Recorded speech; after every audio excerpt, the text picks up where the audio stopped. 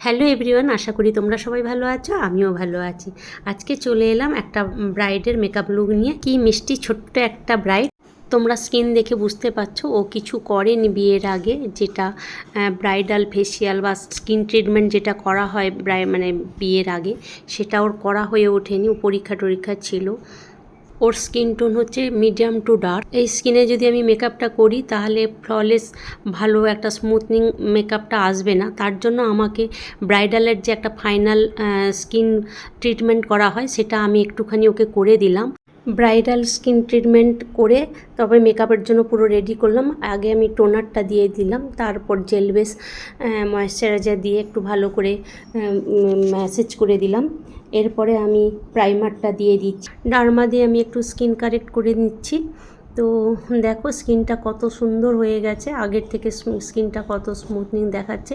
তারপর রিকর্ডের আমি ফাউন্ডেশন দিয়ে ওকে সুন্দর করে মেকআপ করে দিলাম। তারপর একটুখানি ওয়াটার দিয়ে একটু স্প্রে করে দিয়ে ওকে মুছে দিই। বারবার বলছিল দিদি, আমি আগে যেখানে ব্রাইড করেছি ক্যানিং থেকে ও এসেছে, মানে ক্যানিংয়ে ওর বাবার বাড়ি, শ্বশুর বাড়ি চন্দননগর। তো ওখান থেকে ও এসে মানে সেজেছে যখন ব্রাইড, সেখানে তার পছন্দ হয়নি। তো সেটা বারবারে বলছিল যে আমার একদম ভালো লাগেনি দিদি, তুমি যেন একটু সুন্দর করে দাও। আমরা ঠিক আছে, দেখছি আমি তোমার পছন্দের মতো করতে পারি কি না। এদিকে কথা বলতে বলতে কন্ট্রোল আর ব্লাশ আমি করে নিলাম। তো দেখতেই পাচ্ছ কত সুন্দর আস্তে আস্তে করে তার স্কিন টোন বজায় রেখে আমি করেছি।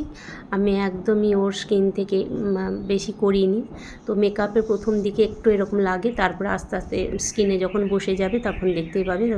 তারপর যেই আমি টিপটা পরিয়ে দিলাম, ও এত খুশি, সত্যি ওর এই খুশি দেখে আমি ভীষণ আনন্দ পেয়েছি, ভীষণ আমার মনটা খুব ভালো লেগে গেছে। যে ও বলছে যে আমি ব্রাইডের তো মানে ব্রাইডালের সময় তো এত ভালো করে আমি সেজে উঠতে পারি না, আমার পছন্দ হয়নি, যে তুমি আমার সেটা ফুলফিল করলে। সত্যি আমার ভীষণ পছন্দ। দেখো ওকে দেখেই বুঝতে পারছো, বারে বারে সামনে আয়না দেখছে, মোবাইল দেখছে, দেখতেই পাচ্ছ। যে ব্রাইড এসে এখানে সাজতে বসে খুব ভয় পাচ্ছিল, যেহেতু আমায় চেনে না জানে না, ননদকেও বাড়ি যেতে বারণ করছিল, কিন্তু ননদেরও তো কাজ আছে, বিয়ে বাড়ি বললে কথা, ভাইয়ের বিয়ে। তো সেই জন্য সে বসিয়ে দিয়ে বলল, না দিদির কাছে করো, কোনো অসুবিধে নেই, আমি তো অনেকবার সেজেছি, 3-4বার সাজা হয়ে গেছে, তো তুমি করো। তো যাই হোক ও বসলো। তারপর যেই ননদ চলে গেল, এত গল্প আমাদের মধ্যে জুড়ে গেল, তখন আর মনে হচ্ছে না ওরও ভয় করছে, আমারও কিছু মনে হচ্ছে। দেখো পুরো কমপ্লিট ওর লুক হয়ে গেছে, খালি হেয়ারস্টাইল আর ড্রেসটা পরাবো। দেখতেই পাচ্ছ কত সুন্দর লাগছে। আই মেকআপ আর হেয়ারস্টাইল টিউটোরিয়াল যদি তোমরা দেখতে চাও, এর আগে দেওয়া হয়ে গেছে, ওটা দেখে নিতে পারো। তার জন্য এখানে পুরো কমপ্লিটলি দেখালাম না, একটুখানি জাস্ট দেখালাম হেয়ারস্টাইলটা শেষের দিকে। এরপরে ননদ এসে গেছে, সৌমিতা। তো দেখতেই পাচ্ছ ওকে আনতে চলে এসছে। আমার পুরো কমপ্লিট। কেমন লাগছে ওভারঅল লুকটা তোমার অবশ্যই তোমরা কমেন্ট করে জানিও। আর হ্যাঁ, একটা কথা বলতে ভুলে গেছি, আমি এই ব্রাইডাল সাজাতে গিয়ে আমাকে পুরো হেল্প করেছে আমার হাজব্যান্ড। সৌমিতা তো পুরো হাঁপিয়ে পড়েছে, ভাইয়ের বিয়েতে এত ওর খাটনি গেছে। যাই হোক, ও সাজার ইচ্ছে ছিল কিন্তু আর সাজতে পারলো না, পার্টি মেকআপ করতো। তো বললো একটু হেয়ারস্টাইল করতে, এর আগেও তোমাদের বলেছি। তো এই তাড়াতাড়ি করে এই হেয়ারস্টাইলটা যেহেতু আগে দেখিয়েছে, ওই জন্য অত ভালো করে আর দেখালাম না। ওর হেয়ারস্টাইলের টিউটোরিয়ালও রয়েছে, তোমরা দেখে নিতে পারো।